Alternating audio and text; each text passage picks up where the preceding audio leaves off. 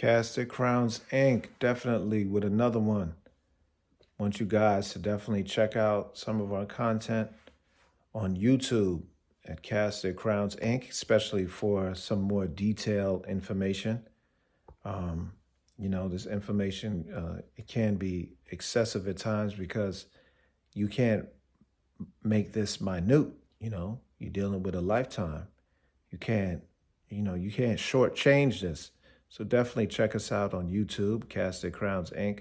Check us out on TikTok, Casted Crowns Inc. Check us out on Instagram at Cast Their Crowns, right?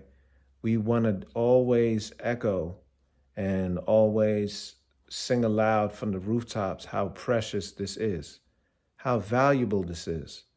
And we want to identify um, the propaganda that'll cause us to think or to change our minds and start to devalue what was once deemed precious. You got to think and consider, why is it that when people want a family or when people want to get married, when people want that significant other in their life, they want that committed relationship, they go to God. But when they want to bring it to an end, they go to the state. The state doesn't speak on the behalf of God. The state does not represent God.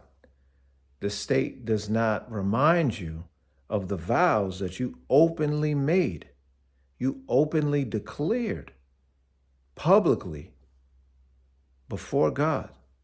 The state is not going to remind you of that. There are communities, Black and Hispanic communities, where it's advertised, billboards, on side of buildings, street signs. It's advertised. You can easily find it. It's easily accessible. Cheap divorce. When diamonds don't last forever. Cheap divorce. $3.99. Affordable abortions. Right? These are things that don't keep the family nucleus in place, and they don't add or increase a family. They take away. They break down. But this is what's easily accessible to us. So think about that. Are you going to God before you make such a decision? What is his perspective on it? What does he have to say about it? Where is that choice? Where are those choices at in the vows? The vows that you made before God, which you're proclaiming before the Lord. You can't act as if you don't say it, but the declarations of what you make before God, where is the state? Where is the Supreme Court judge? Where is the politician? They weren't even there. You didn't bring them up. When you went to God about you and your wife. When you went to God about you and your husband. And you went to God about the two of you and your children. So where did that other part come in at?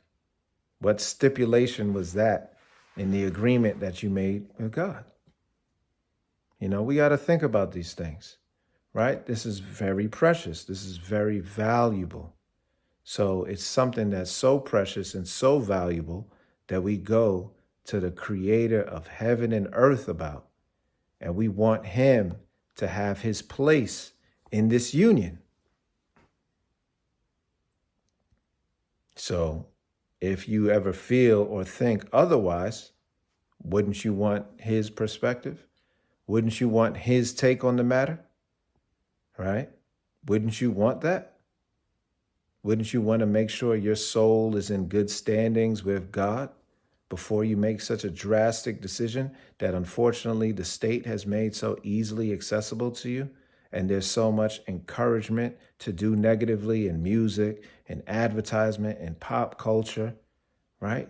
And negative family members, negative friends, people who shouldn't be friends to begin with, relatives, or just outside sources, people who have opinions, people who again want to capitalize off of your destruction for their preservation or their upliftment.